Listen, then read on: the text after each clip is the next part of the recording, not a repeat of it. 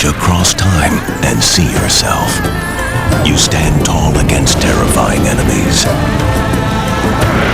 You build masterpieces and break down barriers. You rush into the future and meet your past. For every time, at every moment, the official network of every millennium. The History Channel, where the past comes alive.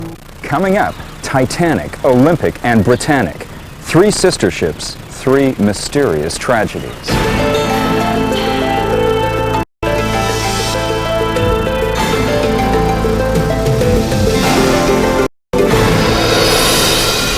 November 21st, 1916. The hospital ship Britannic was rocked by a sudden, massive explosion and sunk in less than an hour. Was it bad luck or something more sinister? Rumors flew around all over the place that she was an ambush victim of a German torpedo. It would be 60 years before some of the world's most intrepid undersea explorers began to unravel the mystery.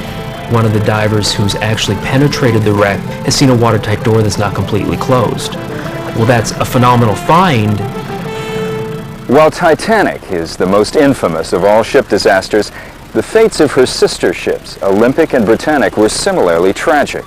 From the beginning, the histories of these 3 ill-fated liners were joined by a series of mysterious coincidences.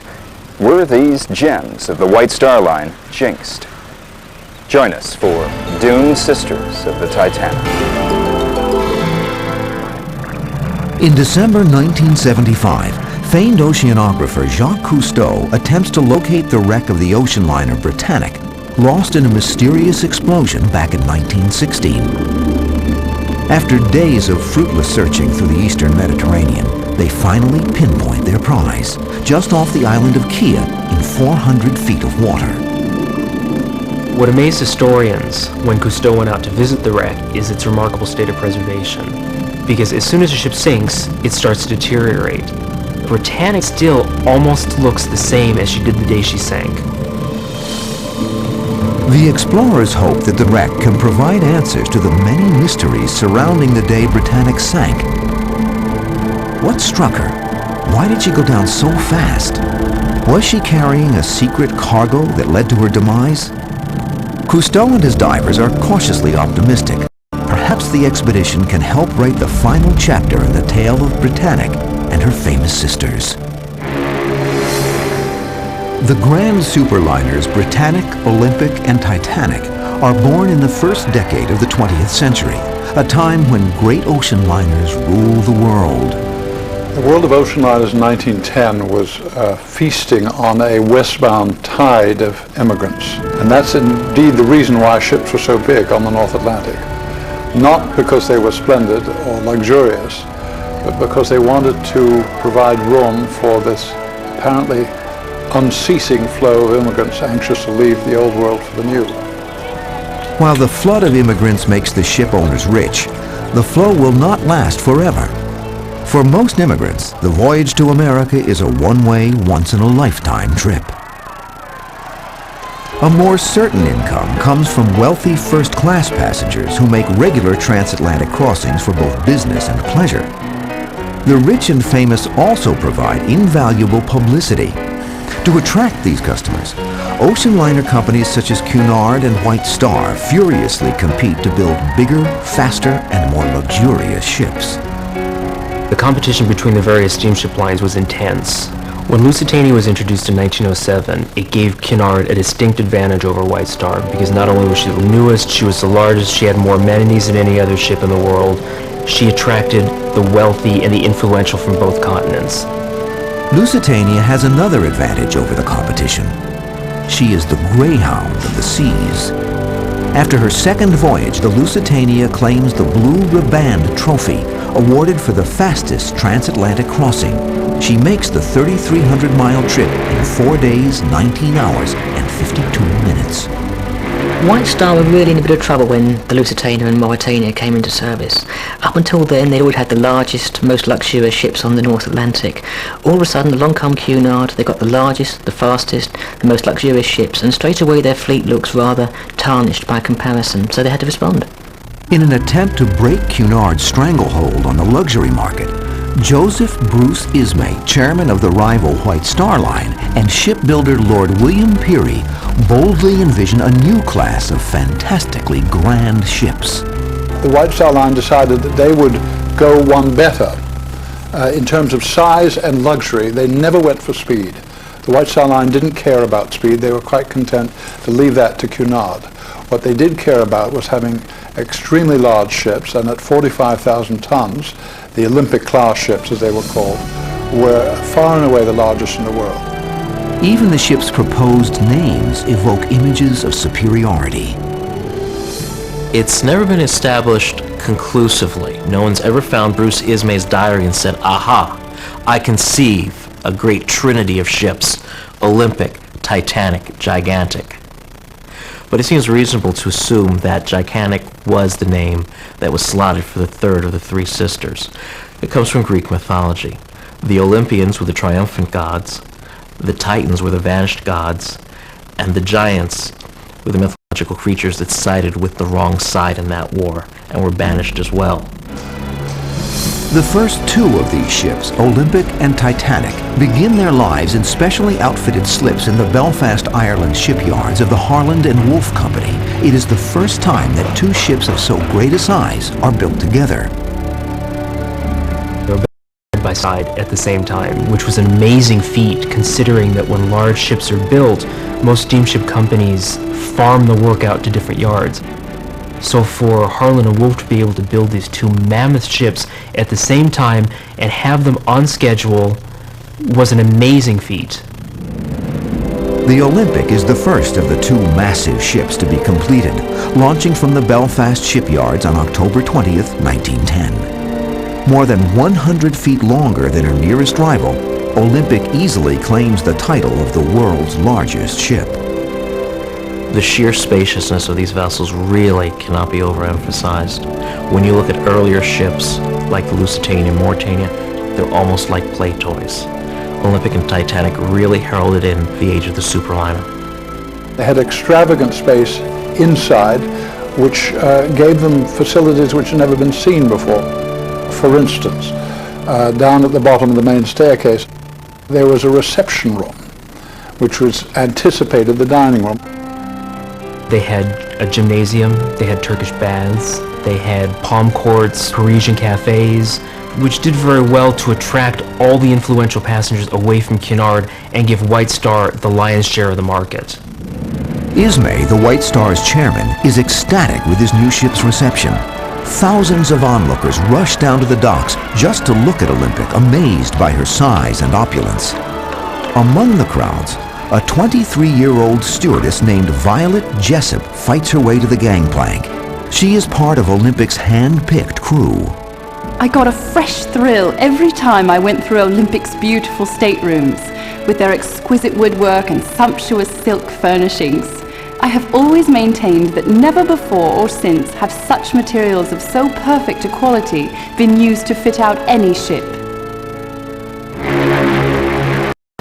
Olympic's maiden voyage goes wonderfully. In New York, Ismay excitedly cables the ship's builder, Lord Peary, with a congratulatory message. Olympic is a marvel and has given unbounded satisfaction.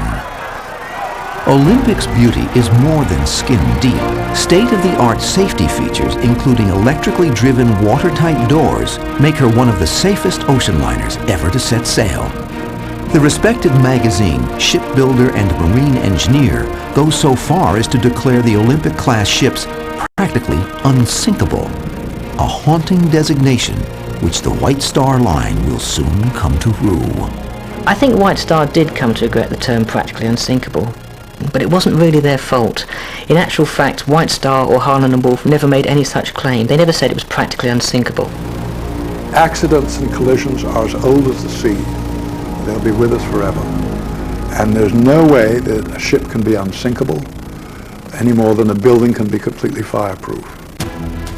Olympic nearly learns this lesson on her fifth voyage. Sailing through the narrow channels outside Southampton, the ship is overtaken by a Royal Navy armored cruiser, HMS Hawke. As they pass, the skipper of the Hawk is horrified to find that his controls are suddenly rendered useless, and his vessel drawn uncontrollably into a collision with a mammoth ocean liner. The Olympic was blamed for the accident, said they were going too fast in confined waters, but there had been previous accidents in Southampton between warships and liners. The warships tended to be rather dashing. They got too close to these big ships without realizing the enormous suction that draws a small ship into the side of a large one moving at speed. Hawk's bow rips through the side of the Olympic, slicing open a group of second-class cabins. Miraculously, no one is killed. The collision occurs at lunchtime, when most of the passengers are safely seated in the dining area. Both ships are crippled but manage to limp back to port for repair. The incident is quickly forgotten, until a year later when an eerily similar incident befalls Olympic's younger sister on her maiden voyage. The White Star liner Olympic receives considerable damage in her freak collision with a Navy cruiser. It takes hard-working shipwrights 6 weeks to complete the repairs and return the ship to duty. On April 10, 1912, Olympic is preparing to depart from New York on her regular run when her long-anticipated twin, Titanic, first set sail. The great neglect of publicity for the Titanic's entry into service. This was the second of the class. The Olympic had had all the cream of the publicity the year before. This was number 2 coming into service, and there were no pictures of her. Titanic's lack of publicity doesn't stop her reputation for luxury from spreading by word of mouth. The rich and famous rush to fill the passenger list, eager to be the first to sail on the new ship. To ensure that these special guests receive the impeccable service that they demand, White Star Line Chairman Bruce Ismay employs a unique strategy. Because Olympic and Titanic were so similar in design, they were basically cookie-cutter ships. When time came for Titanic to make her maiden voyage, a lot of the crew for her was transferred from Olympic to make the maiden voyage go smoother, to make the passengers happy. A lot of the passengers on Titanic had sailed on Olympic so frequently, they wanted to be waited on by the same crew, the same waiters, the same dining room stewards who would serve them on Olympic. First-class stewardess Violet Jessup eagerly makes the transition from the Olympic to the new ship. She cannot wait to explore the many small improvements that have been incorporated in Titanic's amenities.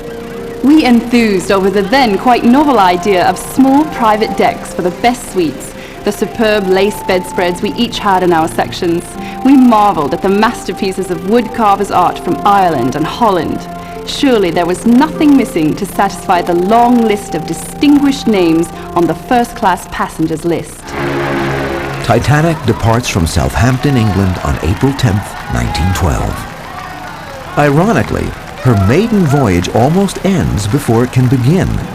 In an episode reminiscent of the collision between the Olympic and the Hawk, Titanic barely makes it away from the dock, which is crowded with other liners.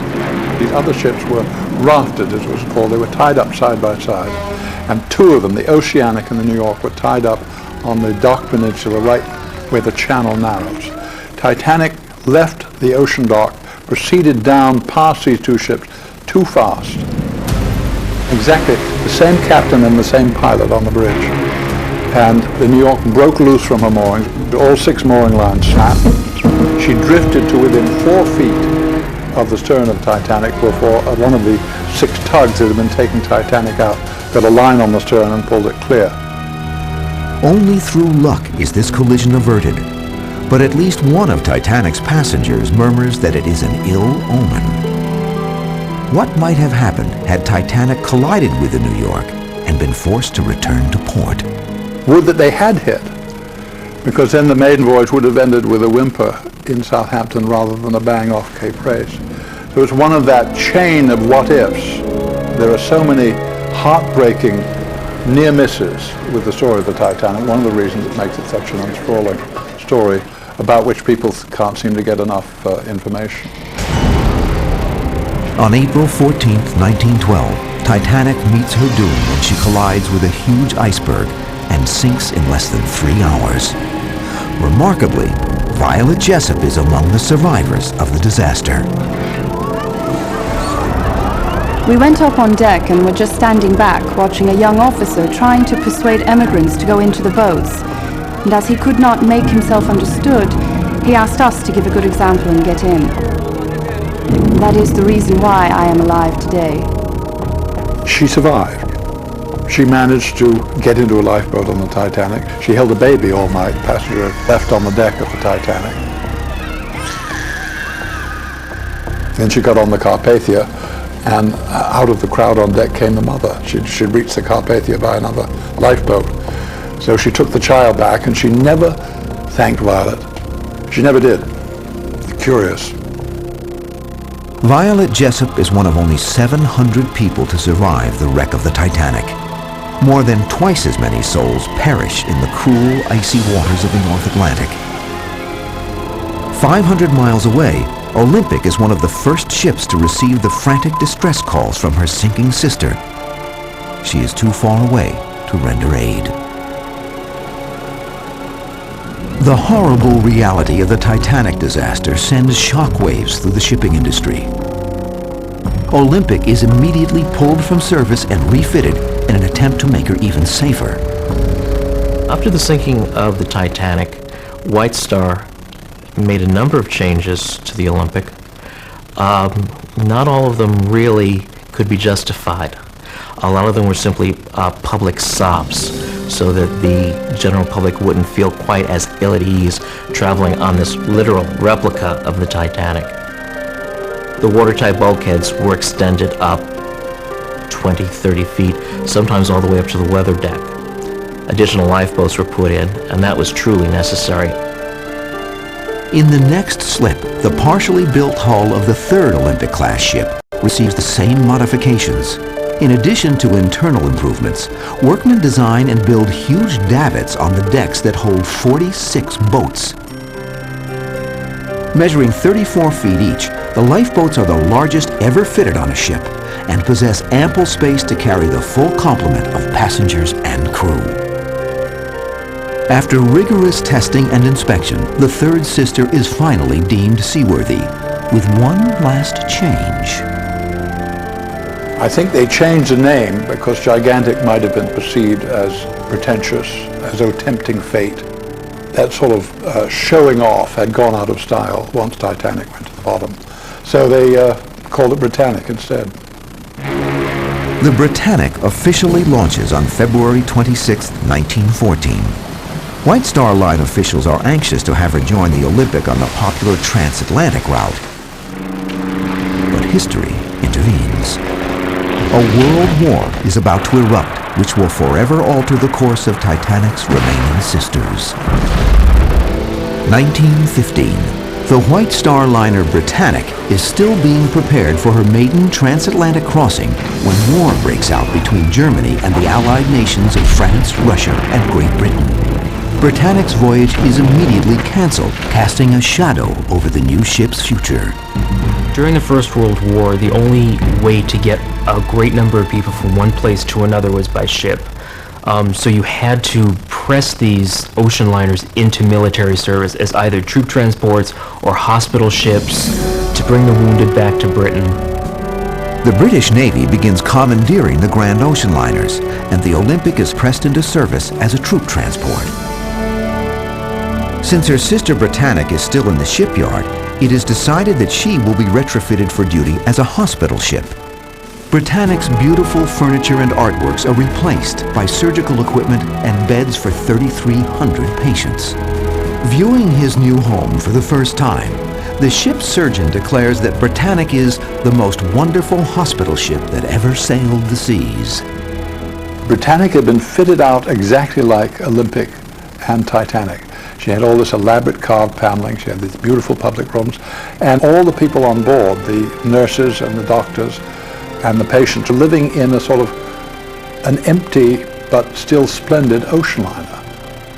Britannic enters military service on December 23, 1915. Unbelievably, the indomitable Violet Jessup soon joins the crew. Having survived collisions on both the Olympic and Titanic, Jessup volunteers for military duty and is assigned to the third sister. I would have thought, given her track record, that if people who knew her, saw her boarding the Britannic, would have said, here comes that wretched Jonah, I'm getting off the ship.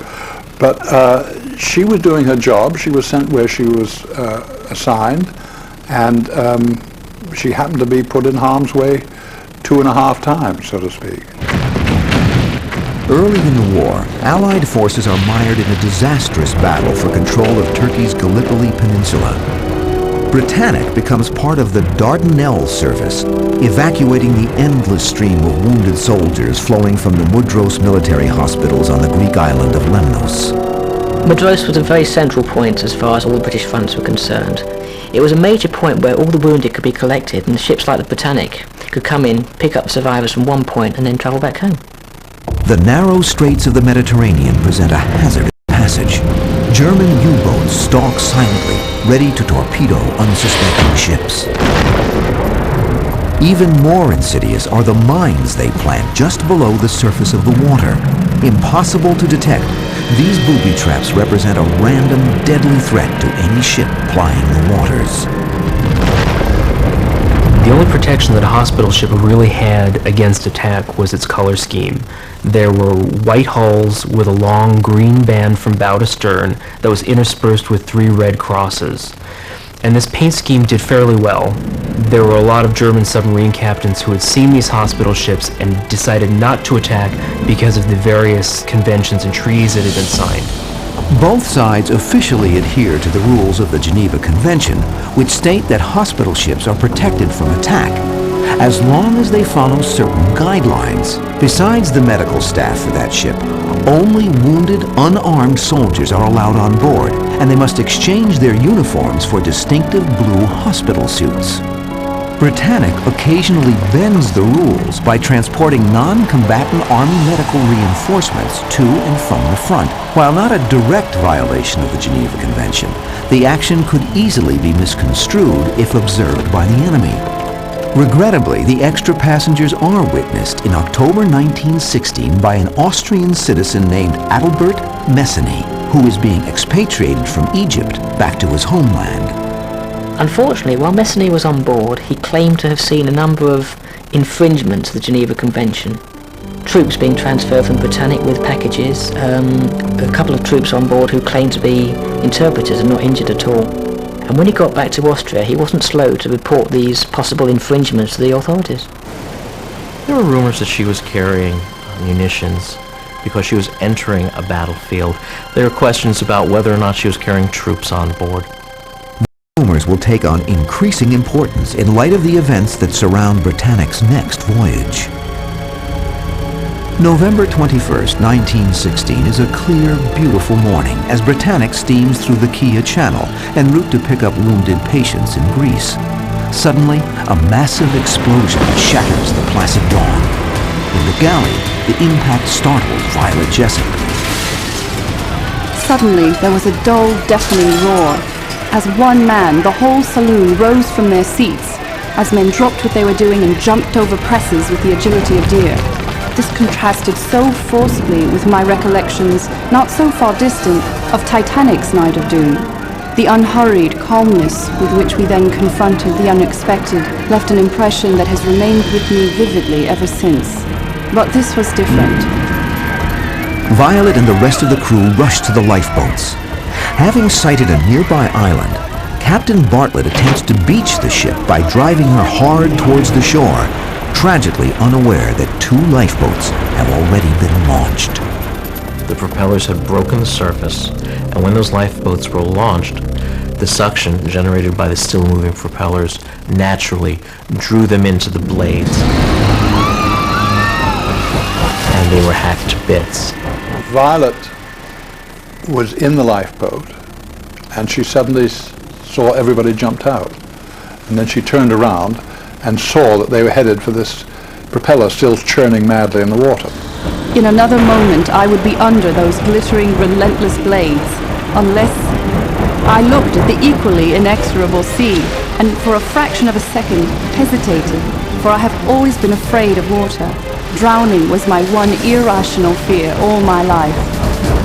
With the deadly blades nearly upon her, Violet jumps into the roiling sea and is immediately dragged under by the suction. A lifeboat strikes Violet in the head, cracking her skull. Dazed, the terrified nurse breathes in water and begins to sink towards a watery grave. At the last moment, Violet brushes against the arm of another survivor, who drags her to the surface. Just as life seemed nothing but a whirling, choking ache, I rose to the light of day, my nose barely above the little lapping waves. I opened my eyes on an indescribable scene of slaughter, which made me shut them again to keep it out. Remarkably, only 30 of the more than 1,000 people on board perish, most of them horribly torn apart by the churning propellers. One of the lucky things about the Britannic was that she was outbound on her way to Mudros to pick up the wounded. If she'd struck it coming home with a ship full of wounded men, it would have made the Titanic look like a picnic. Even as the survivors of Britannic are being plucked from the Mediterranean, rumors and questions begin swirling around the wreck. For all of the improvements made in Britannic's hull, she sinks in only 55 minutes, almost 3 times faster than Titanic. Why did she go down so fast? And more importantly, what caused the initial explosion? Rumors flew around all over the place that she was an ambush victim of a German torpedo. Remember, the Lusitania had just been lost the year before. The Germans had promised not to continue torpedoing ships, but who was going to believe the bloody Hun? Charges erupt from both sides. The naval correspondent of the Times accuses Germany of sinking the Britannic to get rid of a vessel likely to be a formidable competitor for passenger traffic after the war. Berlin angrily responds by suggesting that Britannic was transporting combat medical personnel in defiance of the Geneva Convention. They issue a communique in the London Times to state that we did not deliberately sink the ship, but we're very suspicious about the large amount of personnel on board. It was just enough to sort of raise a few question marks in the minds of the neutral Americans. The hastily conducted official naval inquiry does little to address the rumors. The final report states only that the effects of the explosion might have been due to either a mine or a torpedo. The probability seems to be a mine. The report into the loss of the Britannic was less than complete if you compare it with the Titanic inquiry. The British officers investigating the loss of the ship had a number of different problems. The survivors were spread all over Athens, they were being shipped home very, very quickly, and there were very few who actually saw anything. So as a result, when the final report was published 2 days later, it was very, very basic. Despite the simmering controversy, the wreck of Britannic soon fades from public consciousness. Pushed off the front pages of newspapers by the death of popular Austrian Emperor Franz Joseph. It will be more than 60 years before Britannic once more makes headlines and reveals the many secrets she took with her to the bottom. The First World War brought a swift and dramatic end to the hospital ship Britannic, but not her last remaining sister, Olympic. In May 1918, during her 22nd successful troop-carrying mission, Olympic faces her most daunting challenge, a head-to-head confrontation with U-Boat 103. Captain Bertram Fox Hayes recalls, "There was only one thing to do, and that was to try to ram it. He went full speed ahead and tried to escape by turning inside our circle. We put our helm hard aport again and hit him a swinging blow with our stem, which put an end to his career. I turned to Captain Thompson and, after shaking hands, said, 'Well, Thompson, there's 40 of the brutes gone to hell.'" The Olympic has a very unique claim to fame in that she's the only major liner ever to ram and sink a German submarine. I think it's remarkable that Olympic was able to do that crash turn and hit the submarine at all. First of all, submarines present very small targets, and moreover, Olympic was not designed to turn on a dime. They weren't warships, Olympic, Titanic, Britannic, so White Star didn't put the money into the rudder and the propeller system to get those sharp turns. Sinking the U-boat proves a fitting end to the Grand Liner's military career. The following year, Germany surrenders and the Olympic returns to her regular transatlantic passenger route. Incredibly, joining the first-class crew once again is stewardess Violet Jessup. The Olympic had discarded her wartime camouflage and returned from Belfast, reconditioned for North Atlantic passenger service when I rejoined her after the war. Now after the war she went right back to the ships. Partly because the money was good, you see, so she had a very good income, and despite these horrific experiences on both Titanic and Britannic, she still kept going back to sea. The Olympic never recaptures her pre-war popularity, but steadily continues to sail the oceans for 15 more years, living up to her nicknames, the Grand Old Lady of the North Atlantic and Old Reliable. But on May 15th, 1934, even Old Reliable cannot escape the curse of Titanic's sisters.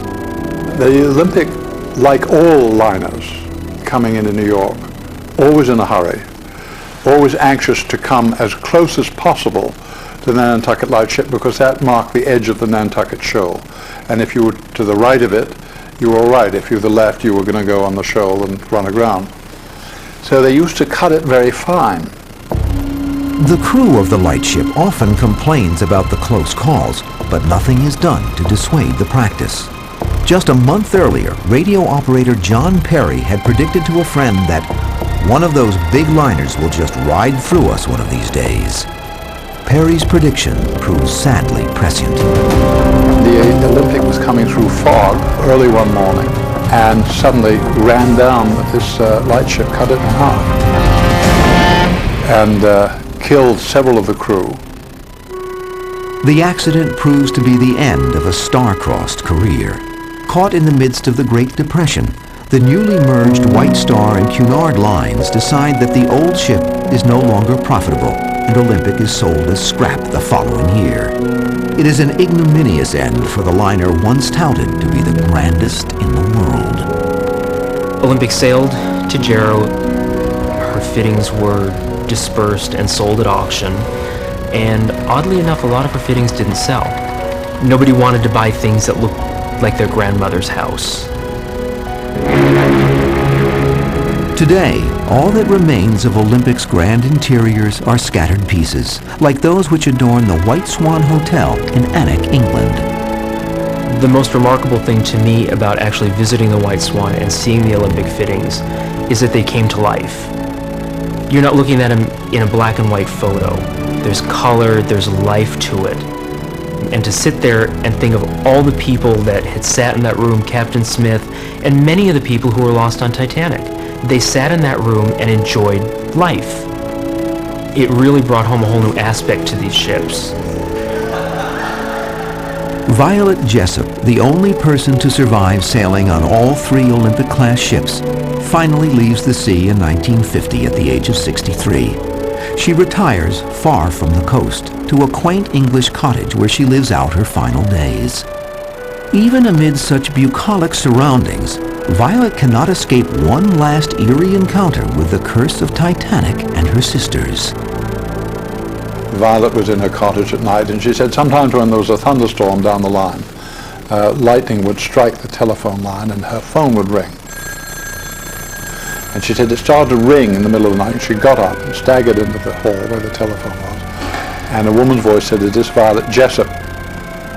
"Yes," said Violet. "Is this Violet Jessup who saved a baby on the Titanic?" "Yes, it is. Who is this calling in the middle of the night?" And the woman laughed and said, "I was that baby," and then hung up. Now, I said to her, "Violet, some children in the village playing a joke on you." And she said, "No, John, nobody had ever heard that story until I told it to you today. I'd never told anybody else that story." So it's one of those mysteries we'll never solve. For decades, the mysteries surrounding the sinking of Britannic continue to intrigue marine historians. In 1975, nearly 60 years after her sinking, famed oceanographer Jacques Cousteau sets out to locate the wreck of Britannic. When Cousteau went to find the wreck, he couldn't find it. It wasn't where the Admiralty said it would be. So he had to do quite a bit of searching. It turned out that the wreck is about 8 miles from where the Admiralty said it was.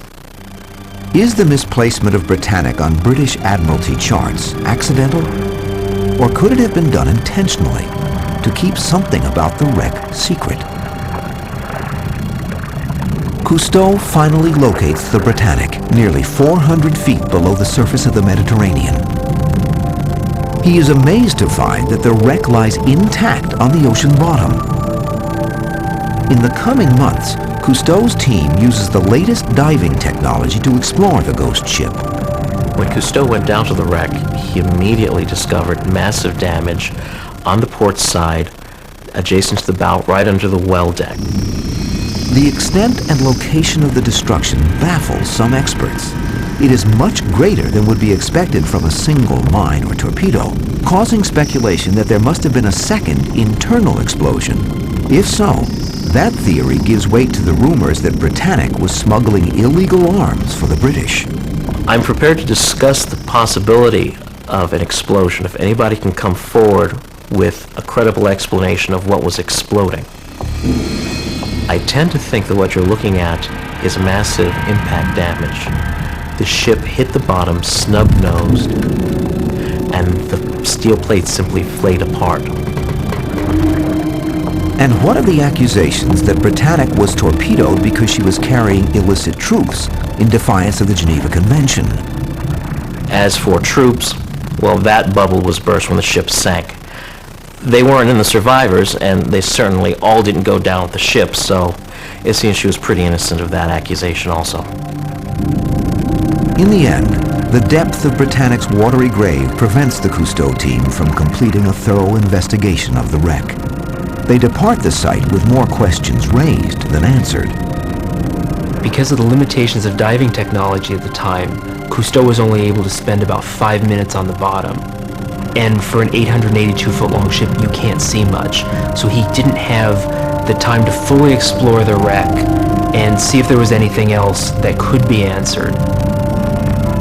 Hoping to pick up where Cousteau had left off, a team led by Dr. Robert Ballard, famed discoverer of Titanic, returns to the site in 1995 armed with a dazzling array of new technologies.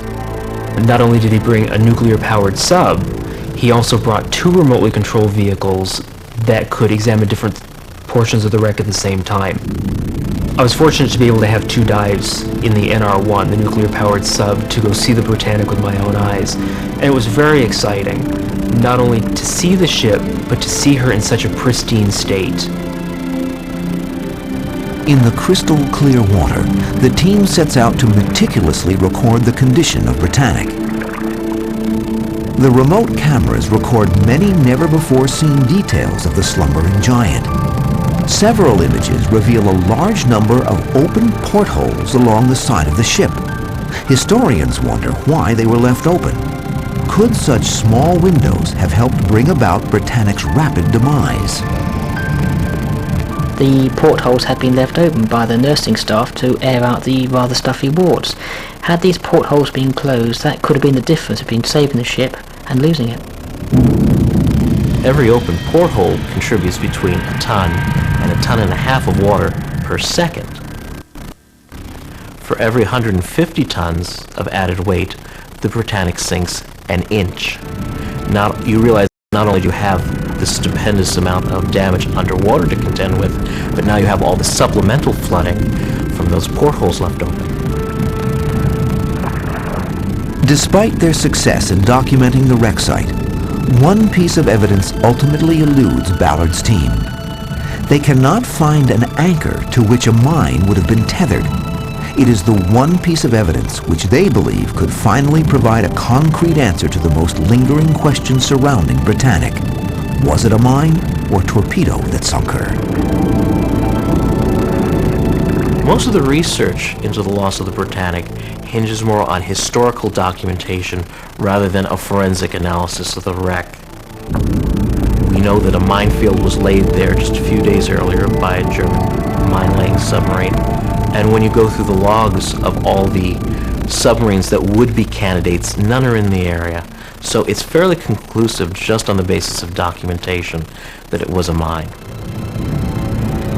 It's almost certain that it was a mine that sank the Britannic. The allegations for torpedo persist, but there's no real hard evidence. And therefore, a little look at the facts rather than the allegations and innuendo that surround the sinking of the ship seem to confirm that the Britannic was just in the wrong place at the wrong time.